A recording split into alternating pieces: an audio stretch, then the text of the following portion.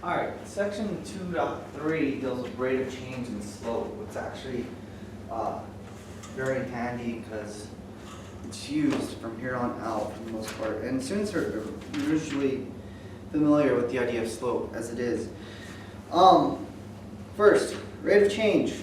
I didn't put the definition up there, but rate of change is a ratio that compares how much one quantity changes on average. So you're going to take an average of it and relative to the change in another quantity.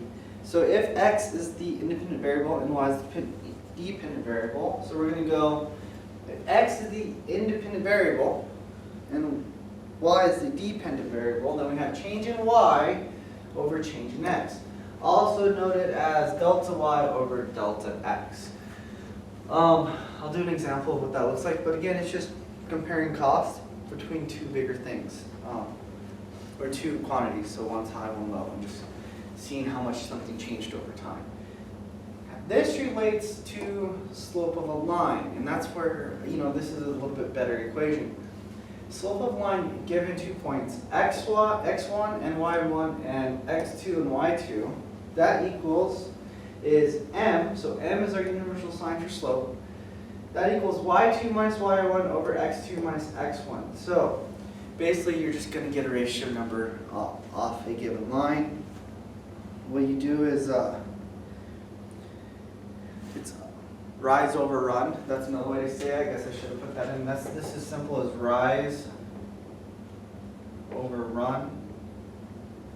So ideally, if you were to graph something, say we had a slope of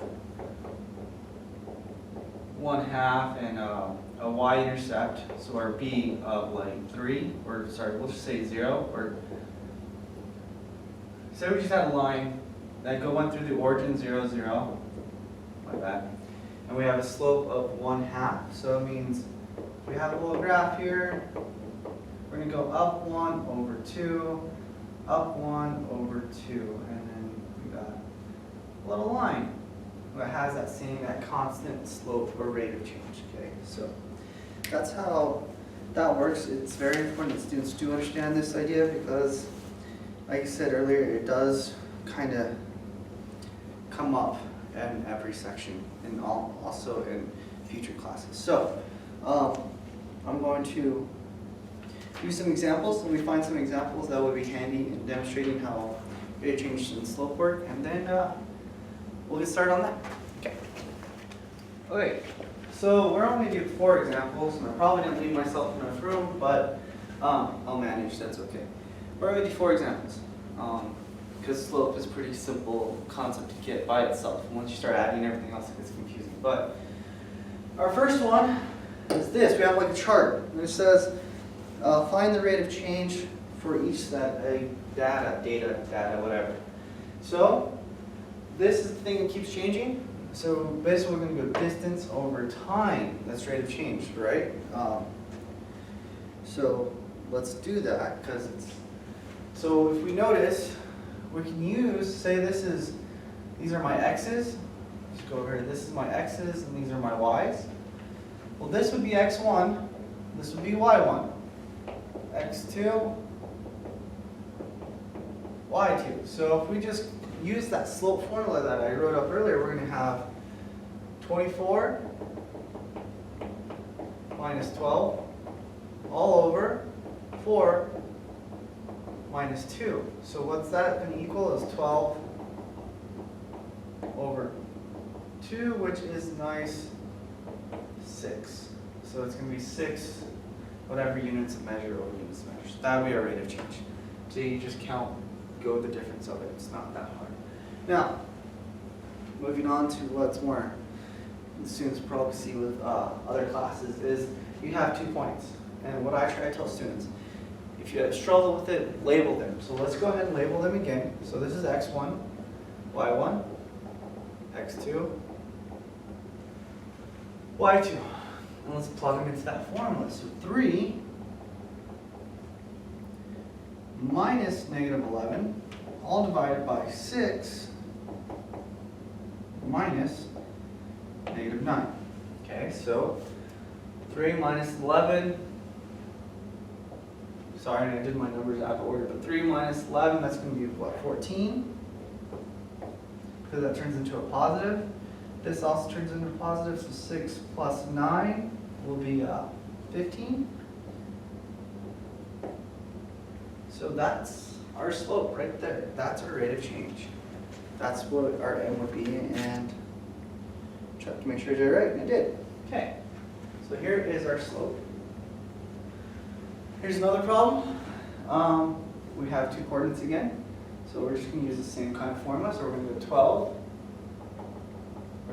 12 minus 2 all over 8 minus 3. And 12 minus 2 is 10. 8 minus 3 is 5. So that comes down to 2. That's our slope right there. So hopefully you guys are getting pretty good.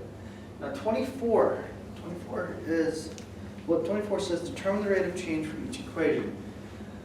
So what I think is to do, or what I would do, is get y by itself. So move everything over except for y. So move the negative 16x over. So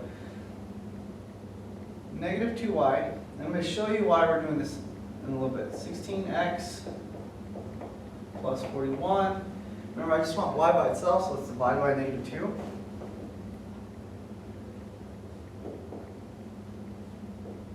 Remember, we have to divide every term by negative 2. They cancel.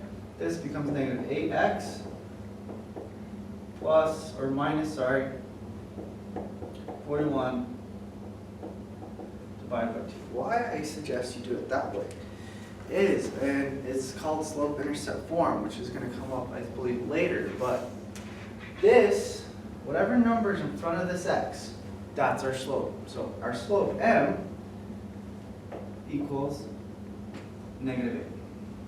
Whatever number is in front of that x, that's our slope.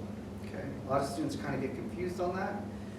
Whatever's there, that's the slope in terms of the problem. Okay? So rate of change in slope, it is pretty easy and can be confusing. One thing I left out, slope. Positive slopes are going up, negative slopes are going down in terms of graphs. But so an example, this one, if I were to graph this one, it'd be going down, something like that. And this one, since it's positive, is going up. Okay, so negative slope going down, positive slope going up. I think that pretty much covers rate of change in slope. It is pretty simple, just take some time and practice, get used to it. Hopefully that helps.